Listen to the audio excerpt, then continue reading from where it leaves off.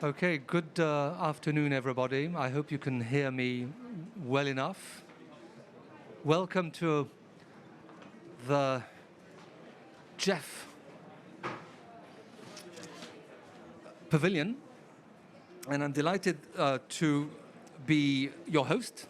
I'm the French climate ambassador, Stéphane Crouzat, and I've been asked to moderate this session, I presume because we're very involved in CRUISE, the Climate Risk Early Warning System. France has been a founding member of CRUISE, and we're honored to chair the steering committee this year on behalf of all donor countries. And we now have a panel.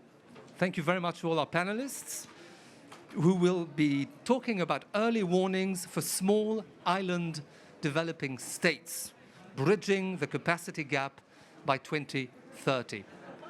As you know, CRUISE works all around the world, but it works in particular in the Pacific and with small island developing states in the Caribbean as well. And we'll be discussing during this panel on how important it is and what can be done, and we'll have some testimonies of action on the ground. So it is my pleasure, without any further ado, I'll be introducing speakers as I give them the floor, and I will start now with, let me just find my notes, with Mrs. Carolina Fuentes, who's the Secretary to the Board and Head of Governance at the GCF. Let me remind you that GCF is the largest financier of early warning system in developing countries, and SIDS. Oh no, we have a video first, I'm told. So I will not give you the floor immediately, and I will start with a video to set the scene. Thank you, John.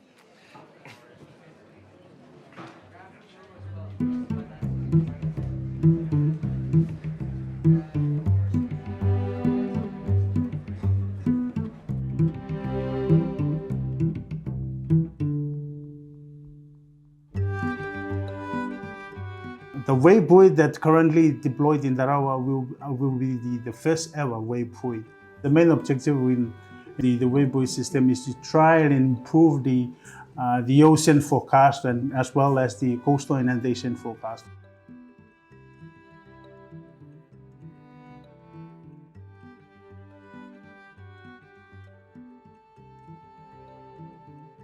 Just imagine the vast region we are responsible for in terms of providing ocean forecast and monitoring the ocean conditions. Once the project has been successfully in Tarawa, Kiribati comprises of 33 islands, so we hope to duplicate the same service to the other islands.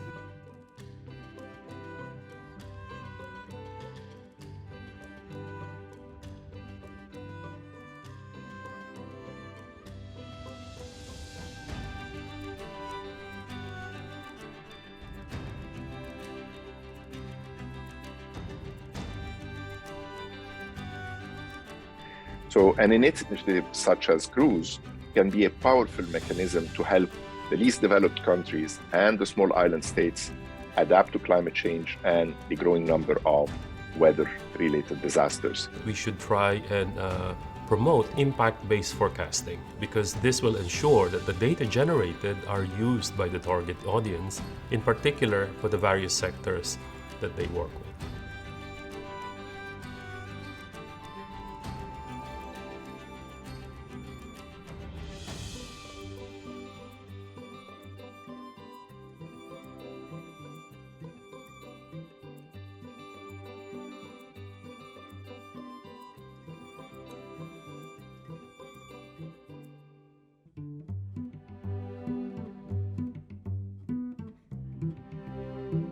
Out of roughly 58 houses, we roughly had just about 10 which were not severely or mildly impacted.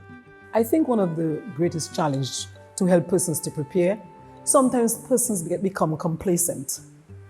So you say, oh, we had a major hurricane 3 years ago, 2 years ago, whatever, nothing's going to happen again. And so we go back to doing things the same old way.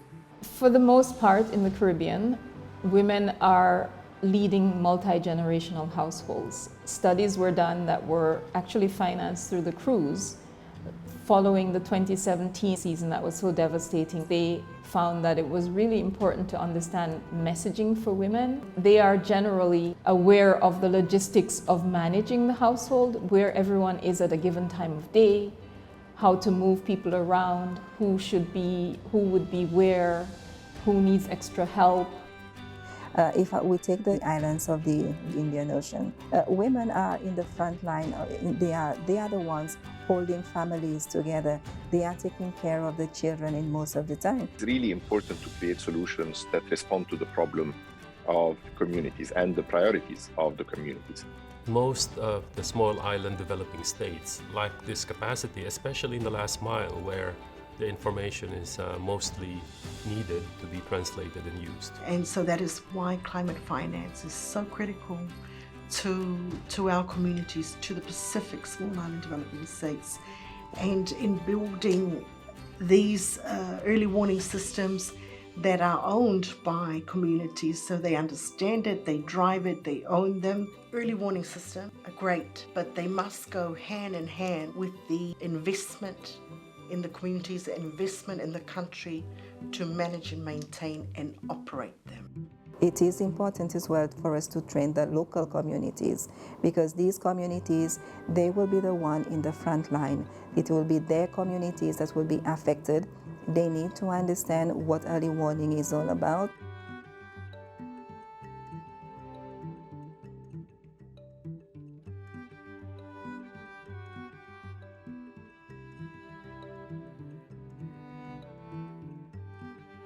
Initiatives such as Cruise have the opportunity to transform their existing $70 million worth of technical assistance, which is really, really important, into billions of dollars in the last mile early warning systems impact. The Cruise project is really innovative and exciting. It is because it has been a project to bring communities, governments, different sectors in governments, and the Met services together in one room or in one fale, where they plan, where they develop these early warning systems, and where the people who they benefit are the core of those systems. Now, to realize this potential, the World Bank and GFDRR are ready to work with Cruise, the donors, the implementing partners, towards integrating early warning systems as part of the national development priorities, so that one can have a bigger impact and much more sustainable change on the ground.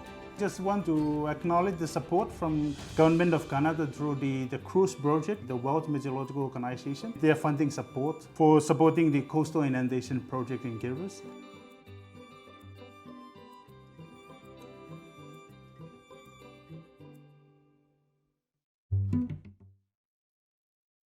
Which shows what Cruise does on the ground, and which shows how important it is to also have important partners, such as the GCF, because Cruise is a very effective, but quite a small initiative, and it can leverage its action through the GCF.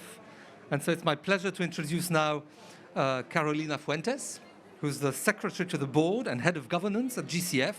And let me remind you that the Global Climate Fund is the largest financier of early warning system in developing countries and in SIDS. So what is required to provide scaled up action on climate adaptation and early warning systems in SIDS? So you have the floor. Many Carolina. thanks. Thank you for the invitation, our appreciation to the Cruise Initiative. I'm very happy also to share this panel with the distinguished group of experts here around me. It is also a pleasure for us to speak about early warning systems, given the fact that, as noted, GCF is one of the largest, or it's the largest financier of early warning systems in the world. And now we're starting to see also the results of the projects that have been approved and how this can build future projects and knowledge that can help us further develop this response. Also, just in terms as well of where we are in terms of the development of the organization. As you know, the GCF has grown since its establishment to become today the largest dedicated climate financial institution with a portfolio of 10 billion projects. Part of this also goes to adaptation, and a significant amount also to early warning system and information services. It is calculated that approximately 1.8 billion of the approved funding of the GCF is going to climate information and early warning system. So this is already making a difference on the matter, but we recognize as well that much more needs to be done.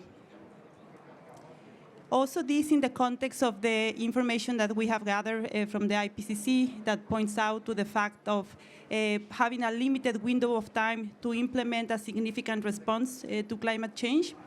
We know that this decade is critical, and therefore also the title of the event, Bridging the Gap, the Capacity Gap on Early Warning Systems towards 2030. And GCF is well placed also to help countries in bridging that capacity gap. Also, for us, it's very important to mention that the experience that the GCF has gained has helped us identify some of the challenges that are being faced in SIDS with regards to climate information and early warning systems.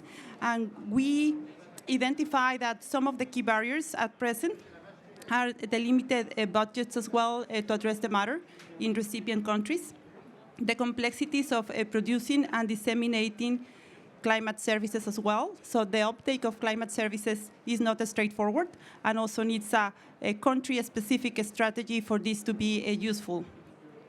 Uncoordinated interventions is also one of the challenges that we've faced.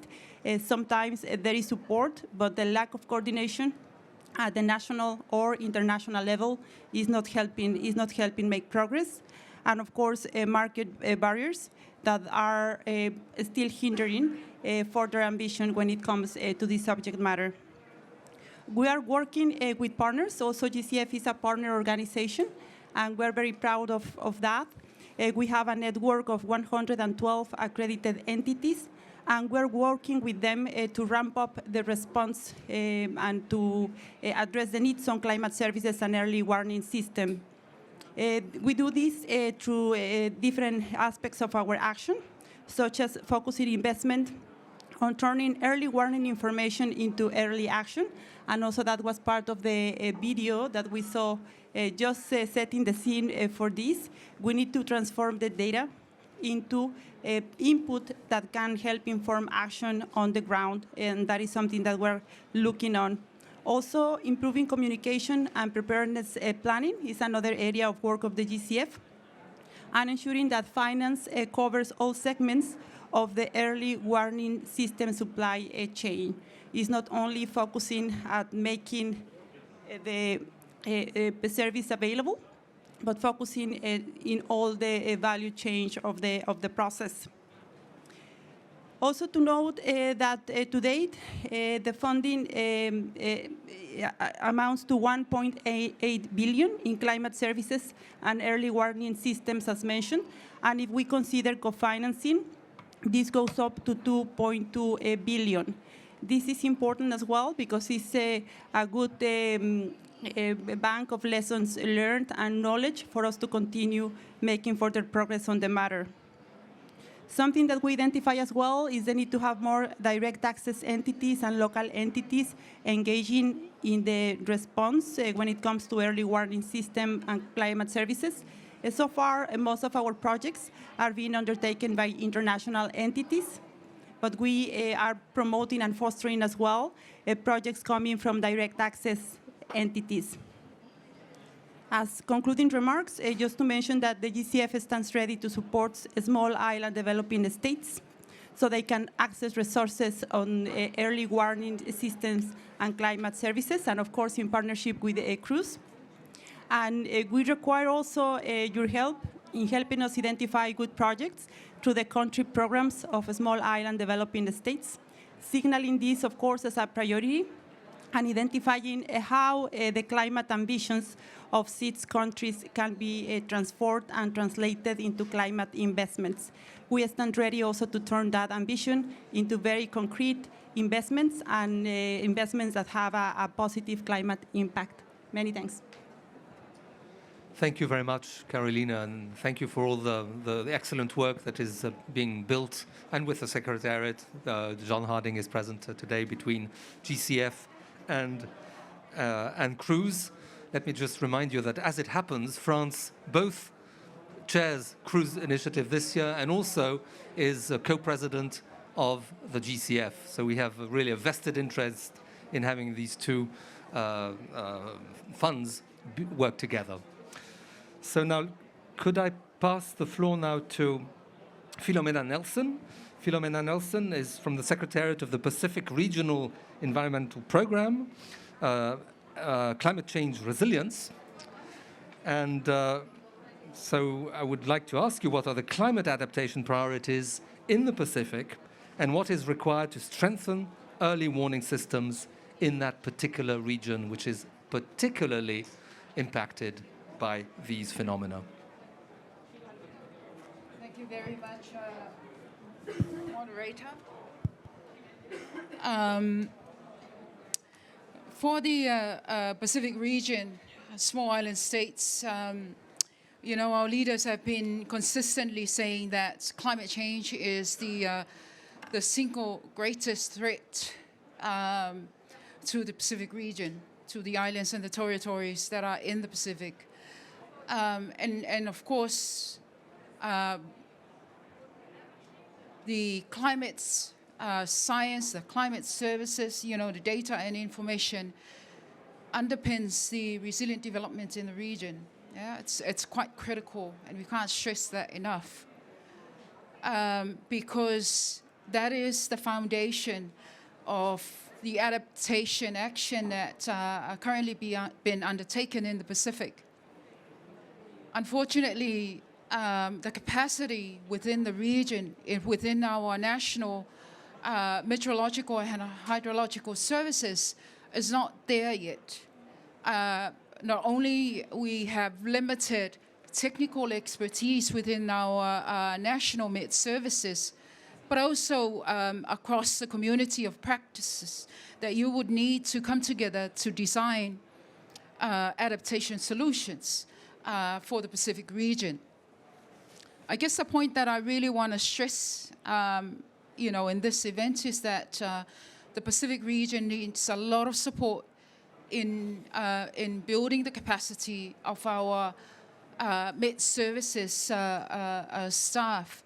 Not only the infrastructure, the observation systems, the computational infrastructure, but also the capacity in terms of the technical knowledge and the skills to actually analyze the information that comes from the observation networks to the centers, to the data centers, because that analysis would then help translate that data and information into information that it would be easily understood by our people in the communities, by our people in the sectors, and even within our government agencies, so that they are working together to design adaptation solutions that will help our region to adapt to the impacts of climate change.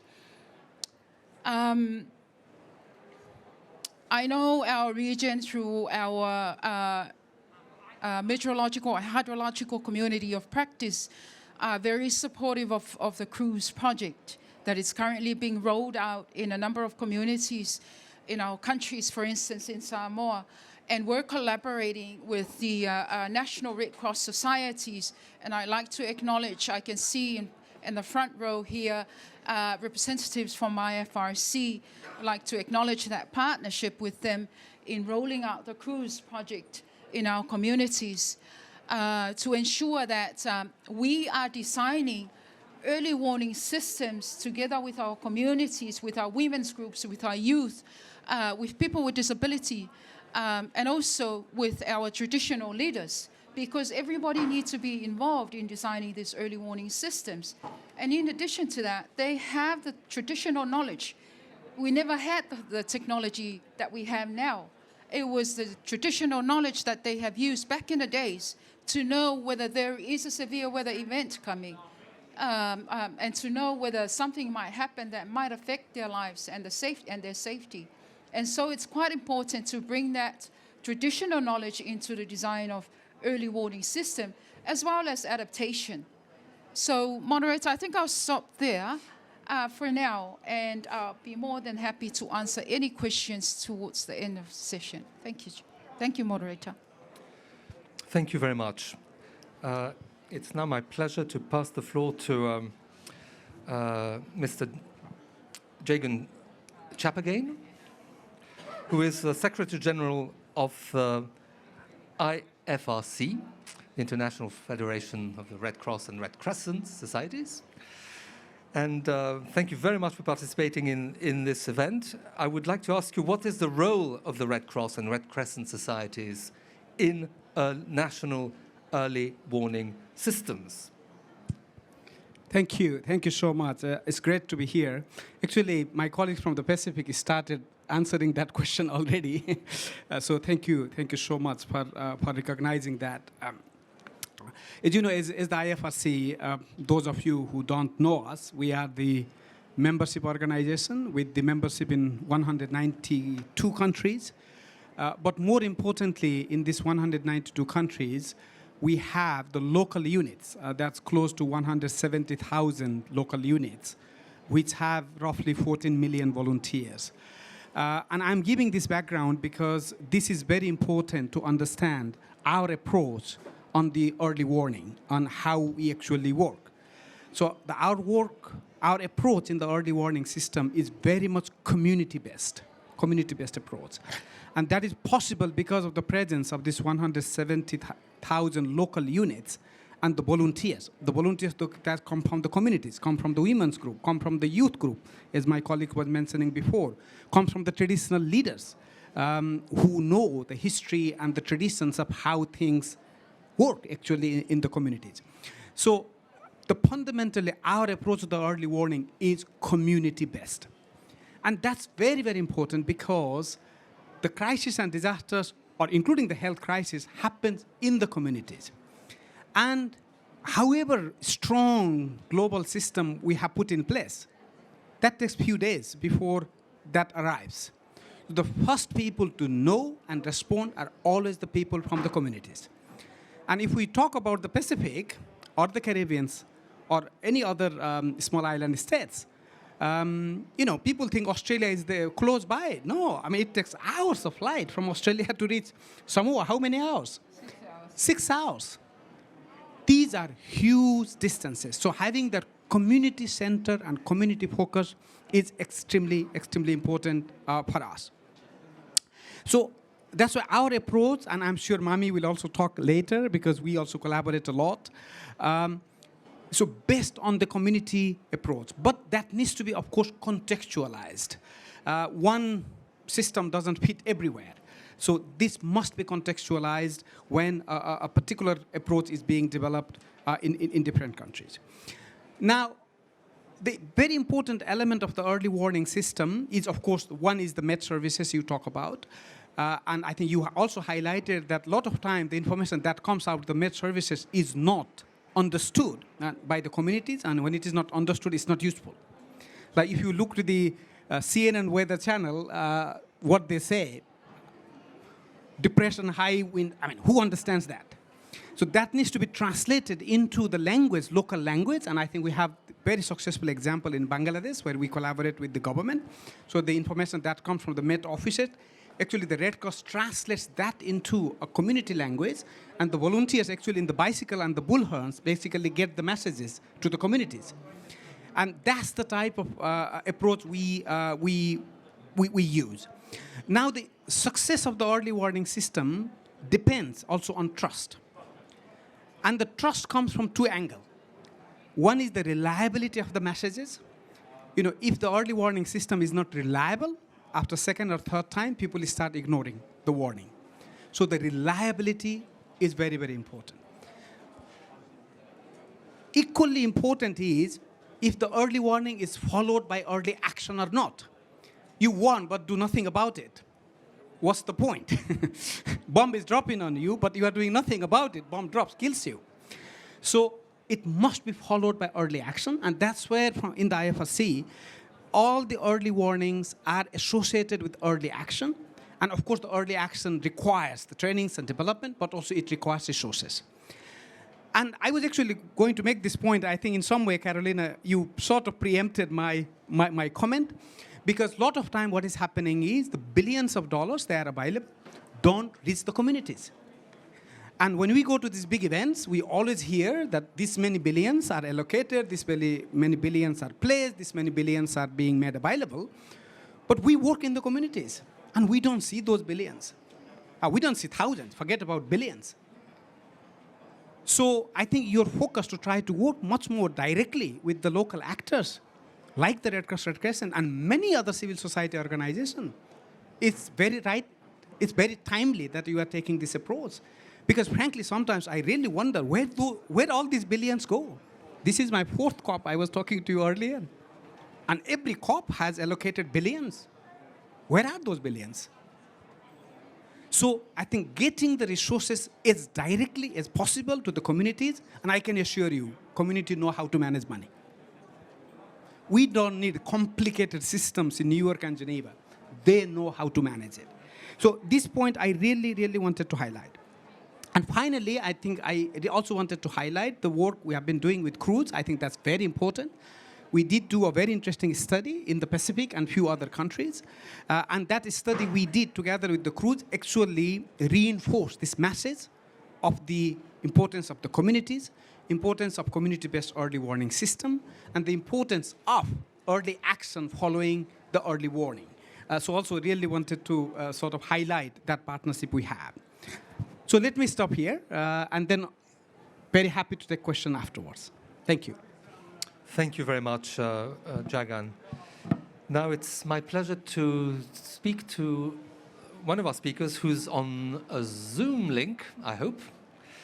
And that is George Rebelo Pinto Chicotti, who is Secretary General of the Organization of African, Caribbean, and Pacific States. Are you online? Yes, I am. Very good. Delighted to welcome you on the site here at COP26. So your organization has had a long experience of financing SIDS in the Pacific and the Caribbean. So what does it take to effectively and sustainably build capacities for early warning systems and resilience? Thank you very much, distinguished representatives, ladies and gentlemen. Thank you for giving me this opportunity to participate in this session. Early warning systems are crucial for all 79 members of the Organization of African, Caribbean, and Pacific States. While states are vulnerable to climate crisis, the 38 seats of the OECD face unique challenges and concomitant.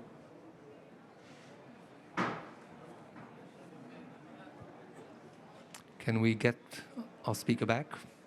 Unclear. I should not have moved. Any sign? No? Well, what I suggest we do is, while we try and reconnect, we move on directly to our next speaker, and that's my colleague and friend, Ambassador Jan Valberg. Welcome. Who is the Finnish representative on the GCF board, and who I often see in Zoom calls because he also advocates as climate ambassador for action on climate. So you sit on the GCF board, and so what are your perspectives and priorities for scaling up action for early warning in the small island and developing states? Thank you, Stefan, and it's been great to see you three-dimensional here at COP. We know each other from a long time, but only virtually. The same goes to Caroline. It's good to be with GCF members, cruise members, and REAP friends like Ben sitting here in the front row. I would say that Finland is a small country, but it's a big country in meteorology. We did a training course for our diplomats a couple of months ago, and I had I think, 150 Finnish diplomats listening to what we call a meteorology cluster, meaning Finnish Red Cross, the Finnish Meteorological Agency, and then a Finnish company that provides data solutions. So I think it's something that I feel as a Finnish diplomat that we can bring to the climate discussion. And if we want to do something well, I think that's, for me as a Finnish climate ambassador, strong on methodology. Today we are speaking specifically on SIDS, and I think that's where the climate hits worst and where the methodology hits worst. So I think it's a very important combination.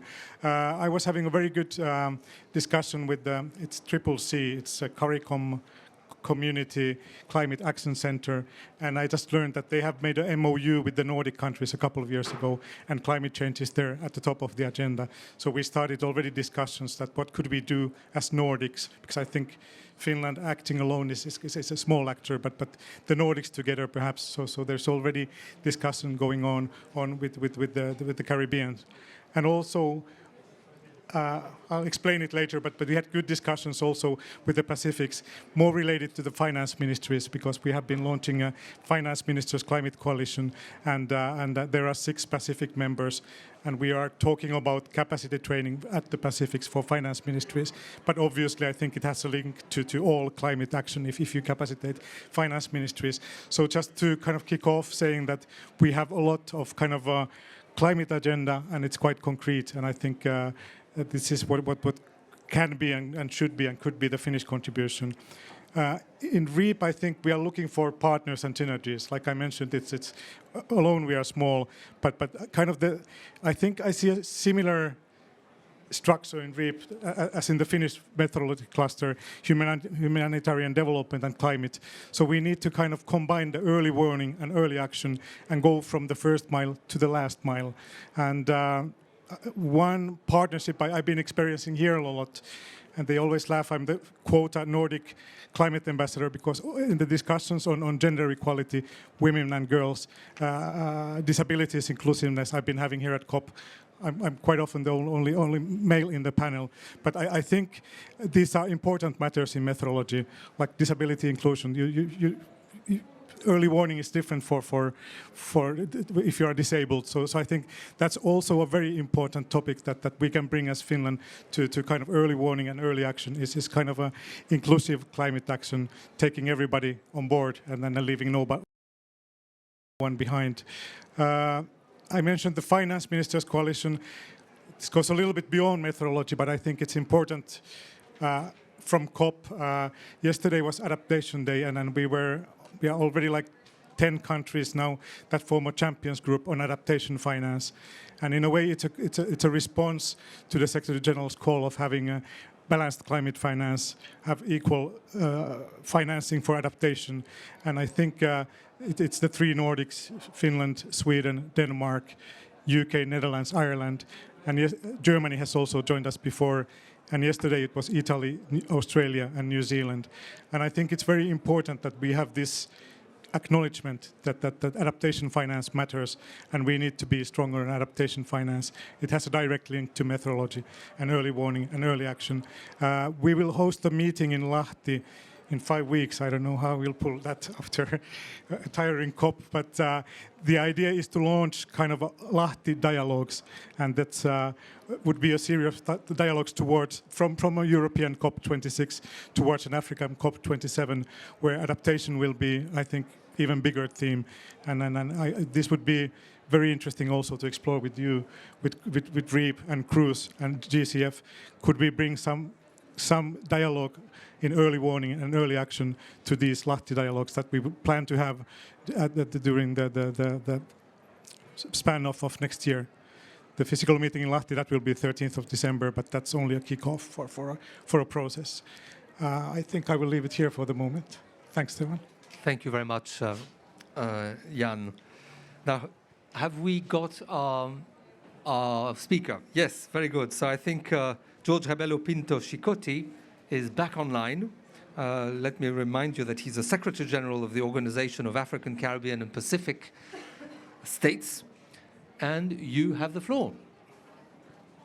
Thank you for giving me this opportunity to participate in this session. early warning systems are crucial for all 79 members of the Organization of African, Caribbean, and Pacific States. While all states are vulnerable to climate crisis, the 38 SIDS of the OACPS face unique challenges and concomitant vulnerabilities. Worrying data suggests that in 2019, climate finance for SIDS decreased by 25%. For OACPS SIDS with middle or high income status, access to climate finance is already challenging and ODA is no longer available to them. Therefore, my message today will be brief and direct. Firstly, international action and assistance to SIDS are moral responsibilities. SIDS are at the front line and face the brunt of the climate change crisis, while they have contributed the least and have been compromised the most.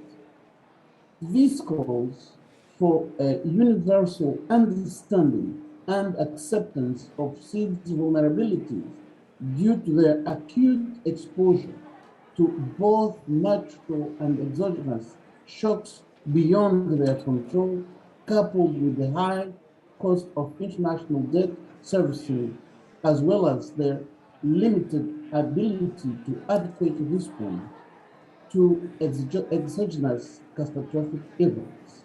Such acceptance is urgently required, as was articulated by OACPS heads of state and government at their 9th summit in Nairobi in 2019. While uptake has been slow, it is gaining constructive responses and traction. This will go a long way to bridging the gap by 2030. For example, we welcome one, the Green Climate Fund, GCF, board decision in 2021 to approve 100 million private equity fund and expected to leverage over 600 million in private sector investment in favor of LDCs and SIDS.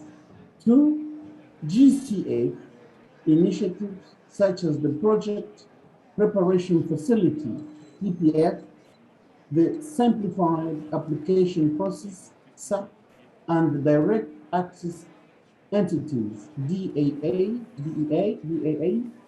are instruments and modalities that further provide structure and support access to concessional finance to strengthen early warning mechanisms for SIDS.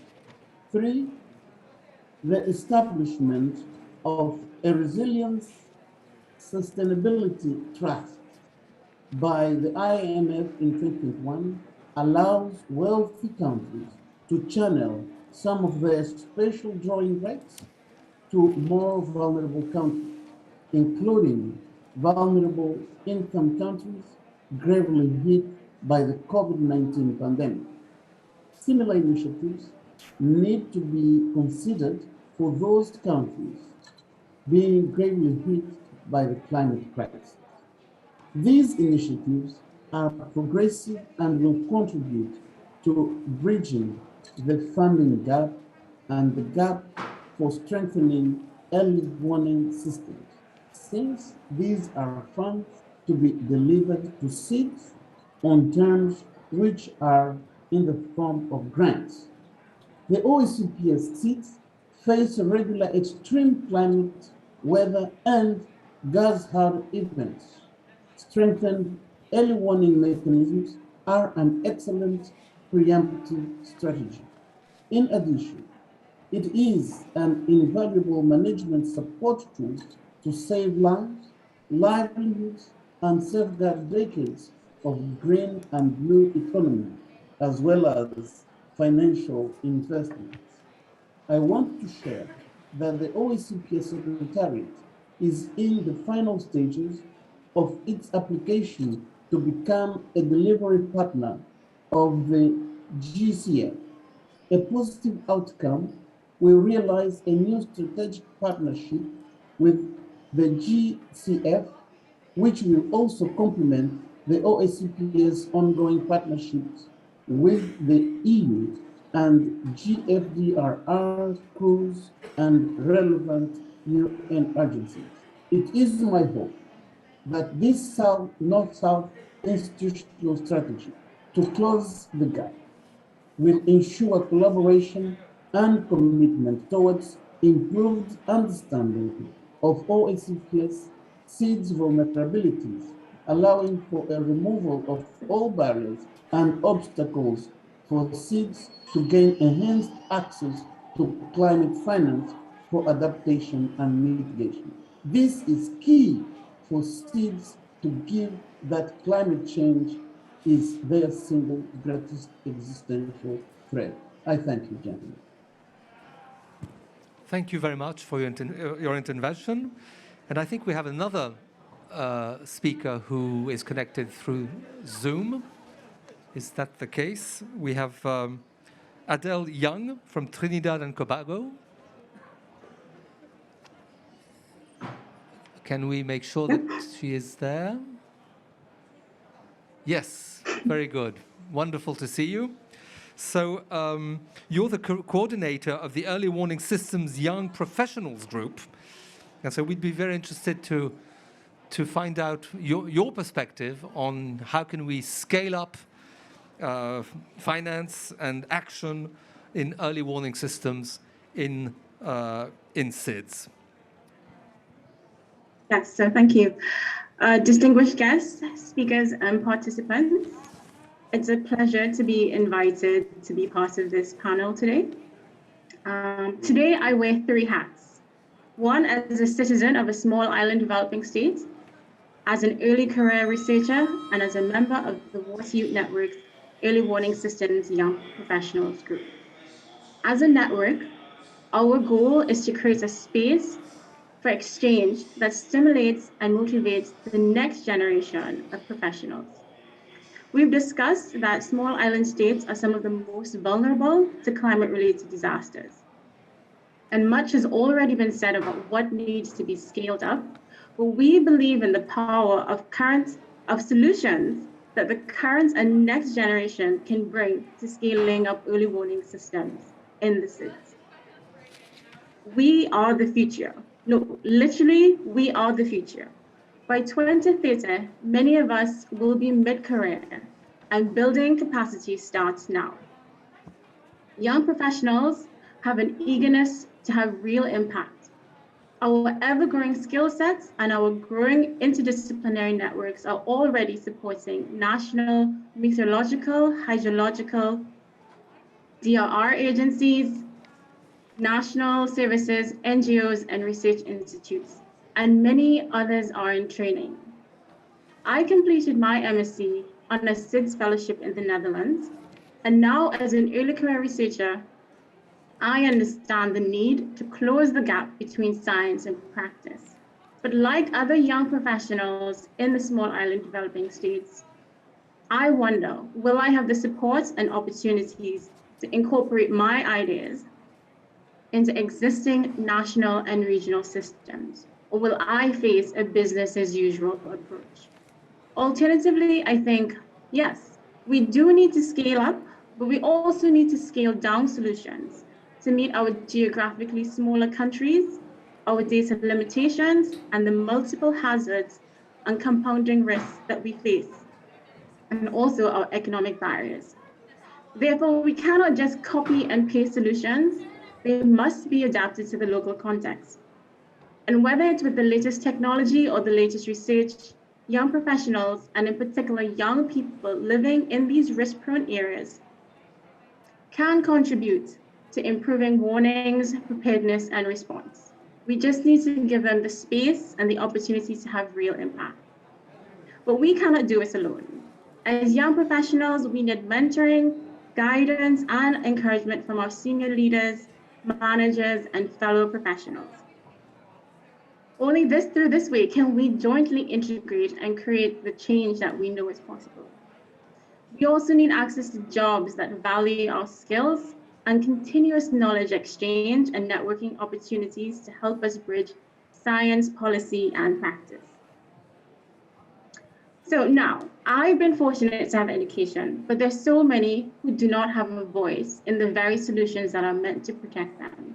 And that is why youth-led and gender-inclusive community-based initiatives must become the norm.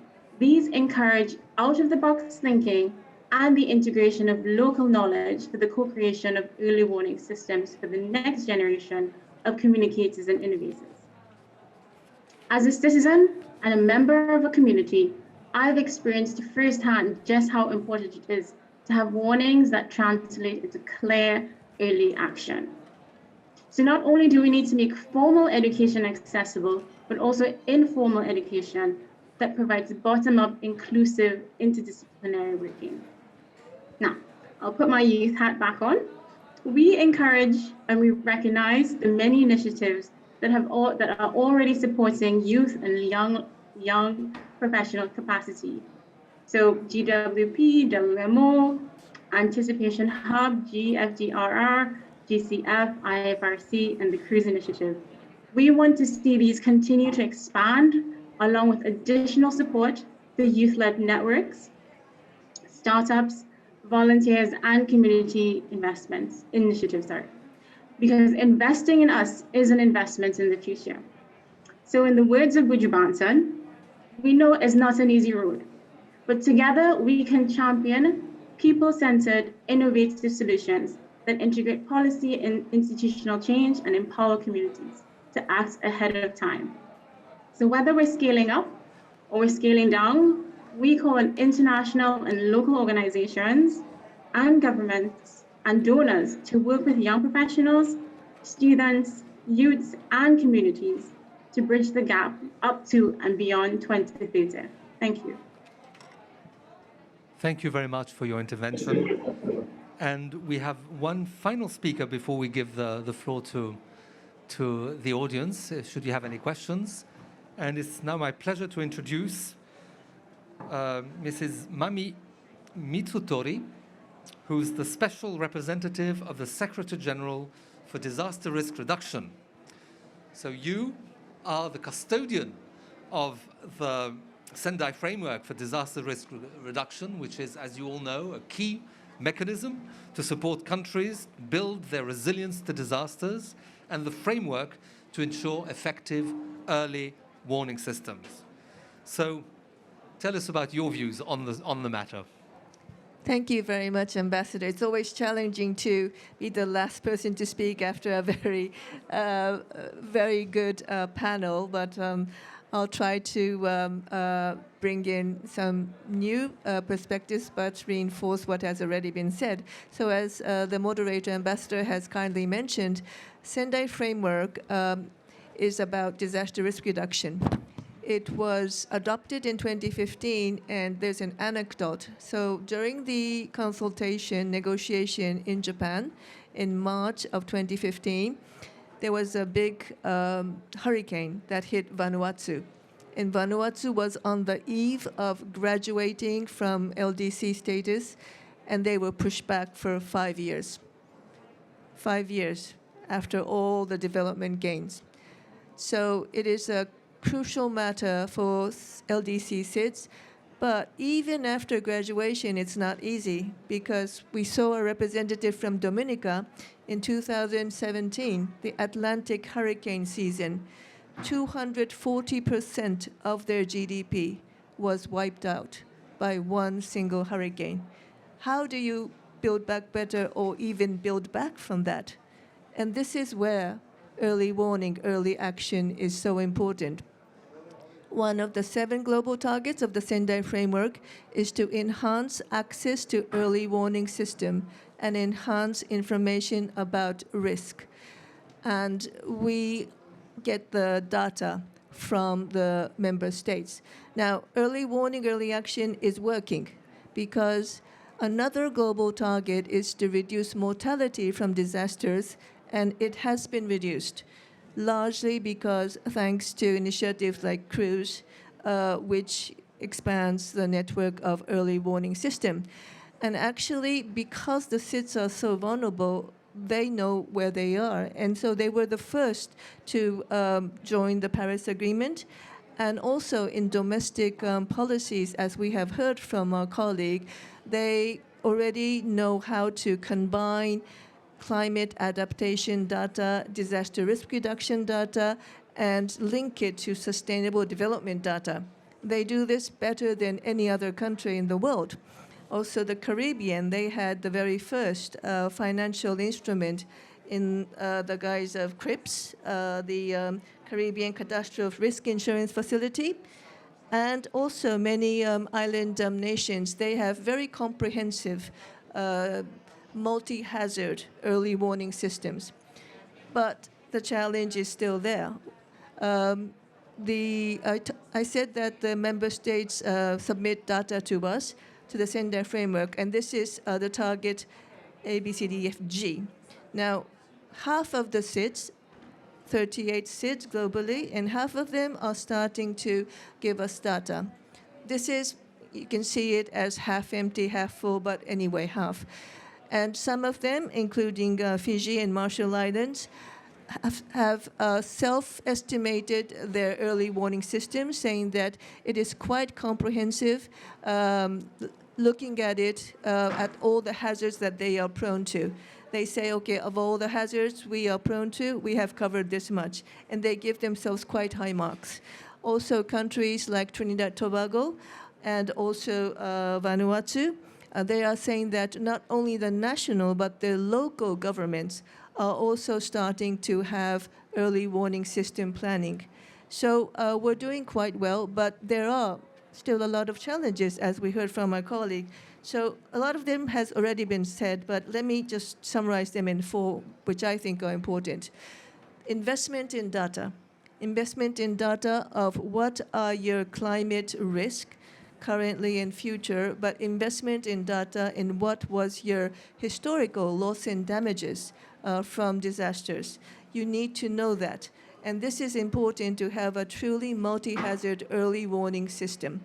Second, capacity building, because it's not easy, as we heard from Jagan too, to understand what the data means and how do you turn that into an effective early warning system. And for that, you need capacity development, where the capacity is not great to start from. Third, the community. The community needs to be integrated not only in devising the early warning system, but also to have early action. As Jagan mentioned, early warning only works when it's combined with early action. And also, any early warning system has to be people-centered, which means that it needs to understand the vulnerability of the region, of the country that it is covering. And for that too, in order to understand the vulnerability, the best way to do it is to involve the community. And then, finally, the 4th point, which is very important for all of us, is that you need financing. And this is where CRUISE comes, and this is where REAP comes in, because if you do not have financing, how can you enhance capacity? If you do not have financing, how can you bring in the communities? So predictable financing for early warning system from a long-term view, this is what is necessary. Finally, I'd like to conclude with some opportunities which are coming that can enhance early warning system. So first of all, the midterm review process of Sendai framework has just started. We can, through this process, understand what have the SIDS achieved up to now, but what are the challenges, and we can enhance a political commitment towards making it a perfect global early warning system. Next year, we will be focusing UNDRR on Target G about early warning system. Also, WMO will be putting early warning system as their theme for the World WMO Day. And actually, WMO and UNDRR, we have just recently launched the Center of Excellence for Climate and Resilience, Climate and Disaster Resilience, which is bringing disaster risk reduction and climate risk community together. And then finally, I think that we have a great opportunity here to have more comprehensive synergies between the different initiatives, which are really now focusing on early warning system. So CRUISE, REAP, all these initiatives, if we work together, then we can truly save more lives and more livelihoods. Thank you. Thank you very much for this, these good directions where we should be working. Would anybody from the floor like to ask questions to our panelists? If there's now your opportunity. Yes, I see right here. If you could introduce yourself as you take the mic. Good afternoon. I'm Mark Harvey, the head of Resurgence and one of the co-founders of Daraja, the inclusive urban early warning service. We are members of REAP. We are also collaborating with CRUISE and are part of the Race to Resilience. My question, I think, is to pick up on Jagann's, the Secretary General's comments about the importance of trust and to connect it to data. I feel that when we talk about risk data, climate risk data, we're really building on the legacy of the insurance community, where we look at hazard data, exposure data, and vulnerability data. We very rarely look at this very important data category, which is the trust in forecasting early warning information, the access for specific groups. Adele Young spoke about the youth. I know Lagos is not in a small island state, but over 50% of the population of Lagos are under the age of 15. And I think this data category is desperately neglected, and it's possible to do a climate risk assessment of a community or a facility, such as a transport facility, without ever asking the question, does the operator of that infrastructure or does the head of that family in an informal settlement actually receive forecasting or early warning information? So my question, I think it's to Mami, is can we elevate the status of that data category? Because it just seems so critically important to me in early warning systems design. That is a very good question, as we always say, when it's a tough question. But I think you're absolutely right. So, and we're trying to tackle it now in a small way, but we hope to make it a big way. So we are now working with several countries, including Fiji, which is a SID, and bringing all the data together, first talking with the government. Okay, what are the sectors that you need to focus on in terms of disaster risk reduction and climate adaptation? And then if it's Fiji would tell us these are the sectors that need more combined data. And then we work with the government and the different stakeholders to bring that data together and, importantly, to deliver it to the people who need to understand the data and use it.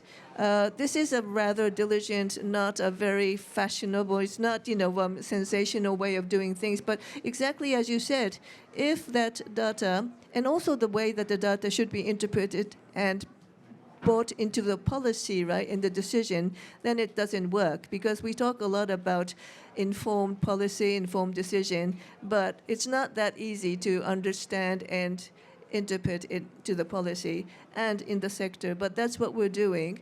And that is, I guess, the last mile of the data, because getting it together is not enough. Putting it in the hands of the authorities is not enough. We have to make sure that it becomes a reality for the people who need to operate in each and every sector, whether it's transport or education, and say, okay, using that data, this is the decision I'm going to make. That is risk-informed, and that is important. So we are doing that, and it's not only us. We do it as a UN system, and I think that's exactly what we need to do on the ground. Thank you very much. I think we had one question right here. Good afternoon. My name is Ben Webster. I work with the REAP Secretariat. So as you mentioned, we aim to scale up early warning, translating into early action, and very pleased to have many of you here as partners. I'm concerned that the speed of the changing climate is moving more quickly than the speed of our efforts to adapt. And I know that we've heard there's significant resources out there, but from Jagan, that's not reaching the community level. And I am worried that, we need to increase the speed of adaptation. So how can we speed up the access to the resources? How can we ensure that does reach the communities or the places where it's required? I know that for some of the major resources, it sometimes takes years to develop proposals, and as a partnership, we're aiming to make 1 billion people safer by 2025, so we don't have years to develop individual proposals. So how do you think we can speed up this pace of adaptation, particularly looking at early warning, early action? Thank you. Who'd like to take on that one?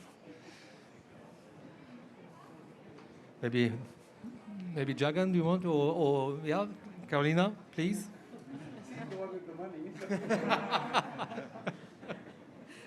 No, I'll be happy to take it, because that is one of the major challenges that we face, to see how we can ramp up what is taking place at present, and that is not enough. It is true, it's just a drop of water in the ocean, but we need to mobilize much more action, and a good starting point is what we have, but it's just a starting point. How to ramp it up? In the context of the GCF, we also have support tools.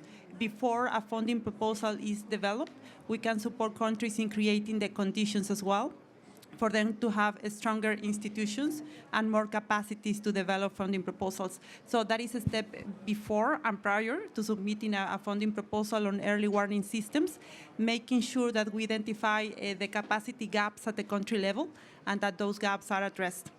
We have readiness resources that can be accessed.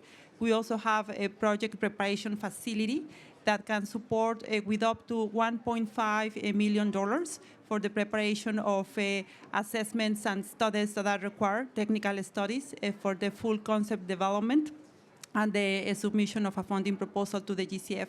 So that is one of the ways in which that support can be provided for countries to be able to access more finance. Also importantly, we are working with countries to develop a country program so they can identify their priorities for investment, and they can translate the NDCs into investment plans. So that is a key tool also for us to be able to assist in providing resources. And last but not least, and it was also mentioned by Jürgen, the need to reach out to the community at the community level. Most of the funding of GCF at present goes through direct access, through international access entities. We need much more to go through direct access entities. We're improving the number of direct access entities that we have accredited, and also those that receive resources, but we need more, and mainly working on these sectors that are very important at the community level. Thanks. Please. May I try first? That's very we know is that it's not only these big disasters, hurricanes, storms, droughts, that are eroding people's lives, but what we call the slow onset disasters, and also the low impact but recurrent disasters. These are the ones that are really impacting on people's lives. So what to do about it? I wanted to give you an example of how a project can look at different layers and maybe try to address this. So this is a project we have in Central Asia, funded by the European Union, and it is about disaster risk reduction, but very closely connected to climate adaptation as well. So it has three components. One is to help establish a regional strategy for disaster risk reduction in Central Asia that is cross-boundary. Central Asia is a difficult region which has some political challenges, but they can come together around disaster risk reduction. So we are working with a center in Almaty, regional center, to have a regional strategy. And then we also work with each nation in Central Asia to to establish a national strategy for disaster risk reduction aligned with national adaptation plans. So we work with each nation. So we have the regional level and then we have the national level, but finally working with IFRC, IFRC also gets part of this money, and IFRC deploys their people in the community so that they are let's say, informed about these recurrent, low-impact disasters and how they can protect themselves from that. So I think that when we have a great funder like Green Climate Fund, European Union, the way that this money can be deployed, if you use these different layers at the same time, they can have a combined, I think, effect.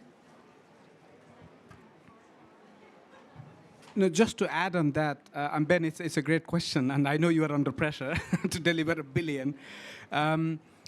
The one aspect to look at is, of course, there is always the international component of the funding. And I think GCF, you can be the real champion now, because there are, of course, many other funders who could follow your route to try to get the resources as directly as possible to the communities.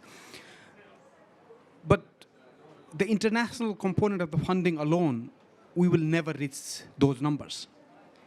And that's where at the national level, the national government really need to have this as part of a national planning system. If it comes as an add-on, okay, GCF provides the money, I will add it, otherwise I don't. If we get the money from World Bank, I will add it, otherwise I will not. That type of planning will never take us there.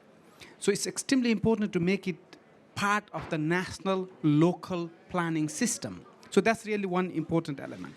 The second important element, and I know this is easier said than done, but this whole aspect of resources being put into different buckets of this is humanitarian money, this is development money, this is a climate money, and sort of putting this into different siloed buckets is not helping. The climate adaptation, the early warning must be part of a national development plan. It's not something different. So then if it is made part of the national development plan, and that's where the resources flows, both the national resources and the international resources comes as a complement. Again, it's easier said than done, but I think until and unless that happens, purely relying on international financing will not make a sustainable progress. I mean, it will make progress, and I know the number of places good work is being done, but it will not reach the level it requires. So a lot of work to be done by the national governments also. Thank you very much. I think Jan wanted to add on. Very briefly, just a viewpoint of a GCF board member. In a way, I remember we had an important methodology project in Timor-Leste in B29, which was the last board meeting. And in a way, you have the two chairs you mentioned. You have both Cruz and you have GCF. So it could be worthwhile studying also that could we have some kind of board discussion or dialogue in GCF, what early warning and early action is about. I think that's something we could explore together. Thank you for that suggestion. Well taken. Any other question? We have time for maybe one or two. At the back, right there. I will give you the mic. Okay, thank you for the time. My name is Pedro. I'm from Timor-Leste. I would like to thanks for GCF for approving early warning system for Timor-Leste last 2 months ago. What I would like to ask is how GCF is going to ensure that that funding is going to be implemented and it's going to reach the community level, because based on the GCF procedure and mechanism, the implementing entity is mostly it's accredited entity. It's all international agency that doing the project implementation in the country. The second one, if like in case of the Timor-Leste, there is no GCF in-country presence to monitor and to do the evaluation of these projects. And also, the third one, Timor-Leste has established NDA, that's a National Designated Authority. It's pretty new, and we are lack of expertise and capacity to oversee the project implementation. But ZCF has mandated to the NDA in order to approve the letter of no objection before the funding proposal is approved by the ZCF. But how ZCF is going to ensure that the disbursement of funds for the next project activity is continue or approved for the particular project without consulting NDA or advice or NDA monitoring evaluation result in order for the project to be continually approved for the next disbursement. Because if ZCF continue to provide funds without the knowledge of NDA, then I believe that those funds mostly won't reach the community level, and I believe that most of the funds will be spent on the reports and consultants only. So that's just the brief ideas that I want to share here. Thank you. Thank you very much. I think that question was directed to the DCF.